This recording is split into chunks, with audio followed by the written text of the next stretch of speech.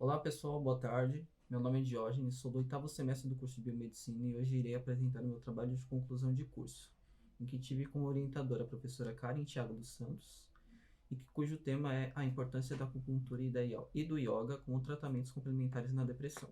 Para começar, a gente precisa explicar o que é a depressão, os tipos de depressão que existem, as formas de tratamento e a origem dela. Então, as doenças de caráter mental vêm crescendo ao longo dos anos e têm causado grande preocupação. Dentre essas doenças, a depressão é de grande destaque, principalmente pela quantidade de pessoas que ela afeta e pela quantidade de invalidez e suicídios que ela causa. Eu gostaria de frisar da depressão porque, pelo momento que a gente está vivendo, de pandemia, a interação social das pessoas tem sido mais restrita e o número de pessoas que têm sido acometidas pela depressão está aumentando cada vez mais. Geralmente são utilizadas medicações para o controle dos sintomas e melhora dos quadros depressivos. Contudo, cada vez mais têm-se utilizado as técnicas presentes na medicina tradicional chinesa para a diminuição do uso de tais fármacos e, consequentemente, a diminuição dos efeitos colaterais que eles causam. Agora eu vou explicar o que é a depressão. A depressão é uma doença caracterizada por um transtorno mental no qual há diminuição e má circulação de alguns neurotransmissores, também chamados de monoaminas. Os principais neurotransmissores que desencadeiam essa doença são a serotonina, noradrenalina e dopamina, e a sua baixa causa defasagem nas sinapses e, consequentemente, gera a depressão. Etiologia da doença. Não existe uma causa previamente definida sobre a origem da depressão, porém existem algumas hipóteses que são aceitas e ainda estudadas para o acometimento dessa doença. As mais estudadas e aceitas são fatores genéticos. Alguns tipos de depressão têm origem genética e são causados por uma certa vulnerabilidade hereditária. Alteração na quantidade de alguns neurotransmissores. Teoria das monaminas. Foi a primeira teoria proposta para o entendimento da fisiopatologia da depressão e é a que orientou os estudos para o desenvolvimento dos medicamentos. A primeira teoria foi proposta em 1964 e, assim como suas subsequentes, propunha que em pacientes depressivos havia diminuição das monaminas presentes nas fendas sinápticas. As principais monaminas estudadas para propor tais teorias foram a noradrenalina, dopamina e serotonina. Teoria do glutamato. É uma teoria muito importante e se refere ao neurotransmissor excitatório glutamato. Existem evidências de que esse neurotransmissor tem a ligação direta com a depressão. Pesquisadores descobriram altas taxas de glutamato no fluido cérebro-espinhal de pacientes com algum tipo de psicose que cometeram suicídio. Com maior aprofundamento sobre essa teoria, pôde-se observar que o estresse crônico provoca desestabilidade na via glutaminérgica, e isso faz com que a quantidade de glutamato aumente, e esse aumento causa apoptose neural, afetando diretamente na diminuição dos demais neurotransmissores ligados ao hipocampo. Metilação no gene BDNF. O BDNF é um fator neurotrófico que é expresso desde a fase embrionária. Ele é responsável pelo desenvolvimento das redes neuronais. Apesar de somente a ausência da expressão do BDNF não ser suficiente para desencadear um episódio depressivo, evidências comprovam que a baixa expressão e associação a eventos traumáticos e de extrema sensação de estresse são capazes de gerar um tipo de resposta em forma de transtorno depressivo. Duman, em 2012, afirmou que os avanços da genética humana também forneciam um meio para examinar a influência do BDNF em quadros depressivos. Através de diversas pesquisas, foi identificado um polimorfismo de nucleotídeo único no BDNF, que além de diminuir o processamento com o qual ele é expressado, diminui também a liberação dependente da atividade do BDNF. Essa condição está diretamente associada à redução da memória episódica e à diminuição do volume do hipocampo em pacientes normais e deprimidos.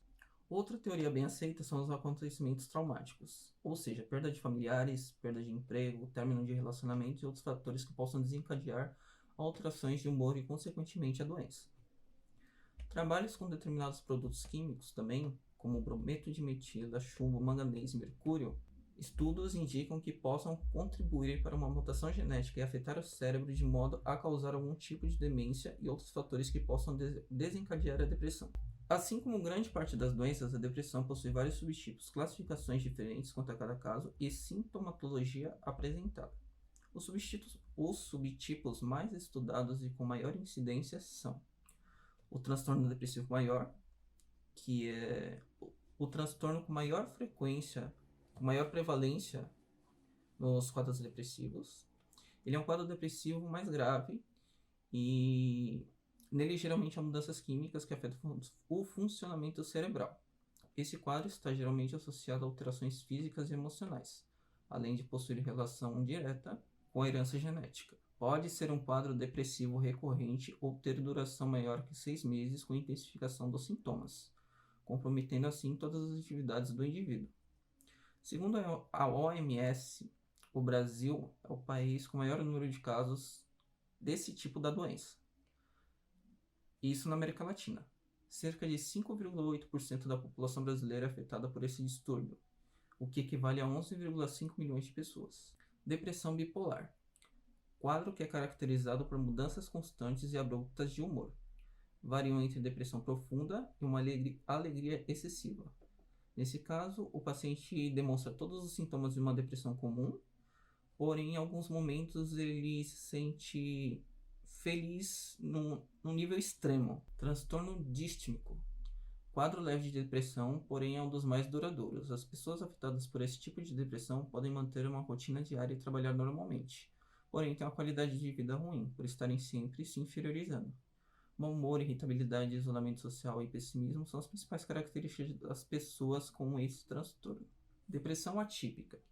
Esse quadro é caracterizado pelo aumento do apetite e ganho de peso, além do aumento excessivo do sono e humor indiferente. As atividades do dia a dia tornam-se difíceis de serem executadas e o mínimo esforço já é motivo para desânimo. Nesse tipo de quadro, a pessoa é tomada pela melancolia e tem pensamentos recorrentes ligados à morte, desesperança e sensação de inutilidade. Depressão pós-parto. Nesse quadro, a queda brusca de hormônios está diretamente ligada aos sintomas apresentados e os sintomas mais comuns são a irritabilidade, tristeza e, em alguns casos, a rejeição do bebê pela gestante. Depressão psicótica. Nesse quadro, a associação dos sintomas da depressão aos sintomas de psicose, ou seja, delírios e alucinações. A pessoa começa a ver coisas e acreditar que tudo aquilo é real. É o tipo mais grave da doença, porém é bem raro de acontecer. Existe também a depressão reativa, quadro que ocorre geralmente após algum acontecimento traumático no qual a pessoa ainda não teve tempo de assimilar toda a informação e situação na qual se encontra.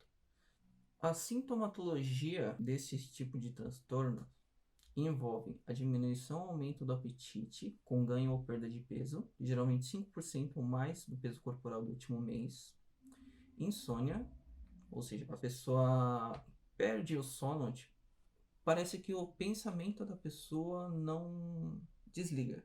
Aí também há casos de hipersonia, que a pessoa passa muito tempo dormindo, agitação ou letargia psicomotor, fadiga ou perda de energia na realização das atividades comuns. O simples fato de levantar da cama já se torna algo difícil em alguns quadros. Diminuição da capacidade de se concentrar e pensar, além de indecisões constantes. Perda de interesse por atividades cotidianas, pensamentos suicidas, perda de libido, interpretação distorcida e negativa da realidade, sentimentos de medo, insegurança, desespero, desamparo e vazio, e irritabilidade, ansiedade e angústia. O diagnóstico é feito geralmente por psiquiatras. A pessoa tem que apresentar no mínimo 5 ou mais sintomas dos descritos anteriormente, por um período mínimo de 2 semanas. Os sintomas causam prejuízo tanto na vida social quanto na vida profissional. Os tratamentos geralmente são à base de fármacos. Entre eles podemos destacar os antidepressivos tricíclicos, que tem como efeito comum de todos eles aumentar a disponibilidade das monoaminas presentes nas sinapses, ou melhor, na fenda sináptica.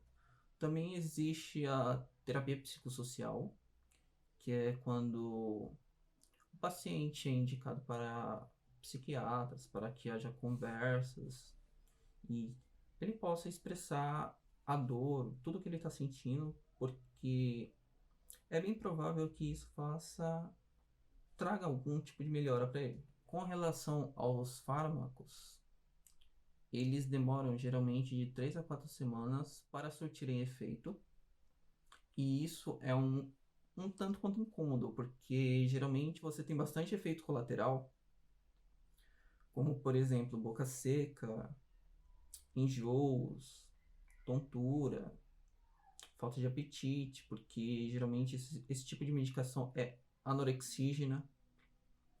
Então, uma outra forma de você contrapor isso são as técnicas da medicina tradicional chinesa, que eu vou falar um pouquinho sobre agora, o que é a medicina tradicional chinesa, e as técnicas que mais são empregadas para diminuir tanto a quantidade de medicação que vai ser ministrada para o paciente, quanto os efeitos colaterais indesejados por serem tomadas. A medicina tradicional chinesa, ou MTC, é um conjunto de técnicas que visam a melhora de um indivíduo através de métodos mais naturais. A MTC busca um entendimento entre o corpo e a alma do paciente através de aspectos perceptíveis que possam ser observados, escutados e palpados, por exemplo. É um dos tipos de medicina mais antigos existentes e praticados. Possui registro de sua utilização datados desde 5000 a.C. Há livros, artigos codificados, escritos em forma de poesia ou música e até ilustrações que foram confeccionadas a fim de explicar os métodos utilizados nessas técnicas. A MTC tem como pilares principais o budismo, taoísmo e confucionismo, e visa o entendimento da doença como uma forma de caminho para a transformação pessoal do indivíduo. Suas práticas compreendem o estudo da relação de Yin e Yang, a teoria dos 5 elementos e o sistema de circulação de energia pelos meridianos do corpo. A partir desses métodos, o paciente será redirecionado a uma especialidade que englobe os sinais e sintomas apresentados pelo mesmo. Existem diversas técnicas que compõem esse ramo da medicina, e alguns deles são indicados principalmente quando se trata de pessoas com doenças de caráter mental. As principais técnicas da MTC utilizadas são a acupuntura e a meditação, com ênfase na yoga e outras práticas físicas. Porém, com o desenvolvimento de novas tecnologias, além de métodos tradicionais, existe uma fusão entre o antigo e o novo. Com isso, nasceram várias outras técnicas baseadas na MTC e que utilizam dessas novas tecnologias. Um exemplo disso é a eletroacupuntura. Cada prática visa a melhora de vários ou de um determinado aspecto da enfermidade apresentada.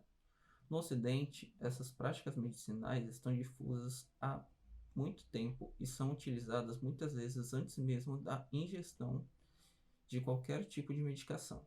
Agora eu vou explicar um pouquinho sobre a acupuntura e a yoga diretamente como tratamentos complementares para diminuir a quantidade de medicações no caso da depressão. A acupuntura consiste na inserção de agulhas muito finas em várias profundidades de pontos específicos no corpo. Esses pontos são denominados meridianos. Os meridianos estão localizados em regiões em que corre energia vital. Registros arqueológicos datam de 2000 a.C. para o início dessa técnica, mas alguns historiadores defendem que a técnica é utilizada há mais de 4000 anos.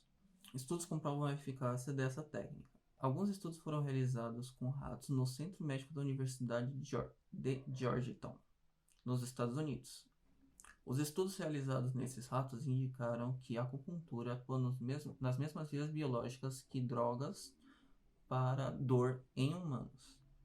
Os resultados reforçam os benefícios dessa prática milenar. O estudo: ratos foram submetidos ao estresse provocado pelo frio.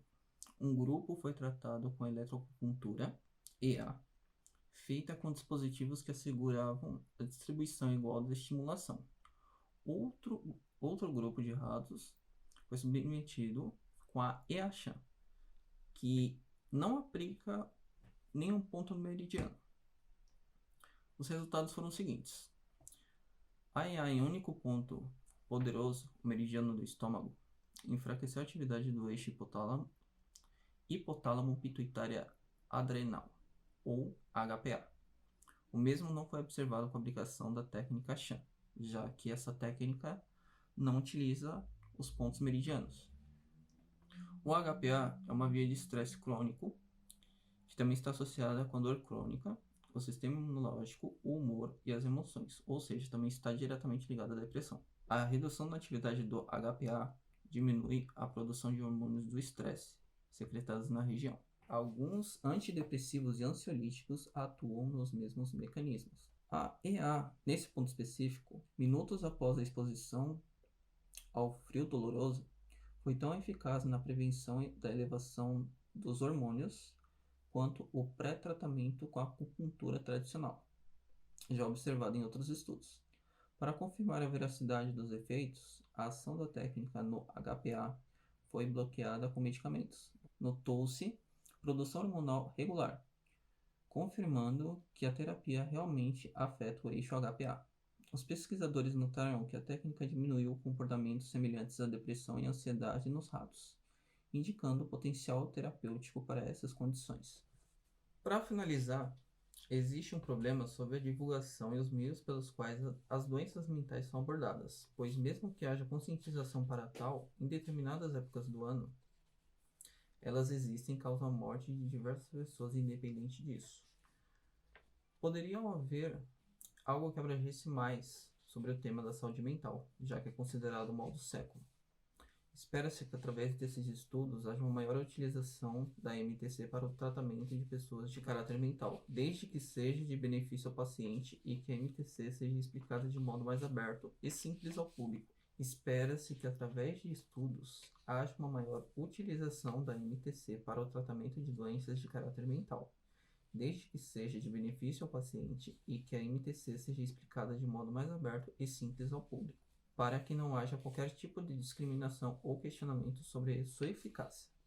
Para enfatizar, eu vou colocar alguns dados só no final. O Brasil é o segundo país com maior índice de casos de depressão nas Américas. Na frente dele só está os Estados Unidos. Durante a pandemia, o número de novos casos que surgiu nos Estados Unidos chegou a 80 mil. O Brasil é o primeiro no ranking mundial em prevalência de transtornos de ansiedade. São 18,6 milhões de pessoas. No ano de 2015 foram registrados 788 mil suicídios no mundo. Esse número representa a segunda maior causa de mortes entre os jovens de 15 a 29 anos. Segundo dados da OMS, até 2050, pelo menos metade da população vai ter algum sintoma ou desencadear a depressão em si. Então, esse foi o trabalho de conclusão de curso. Caso tenha ficado alguma dúvida, é só entrar em contato por e-mail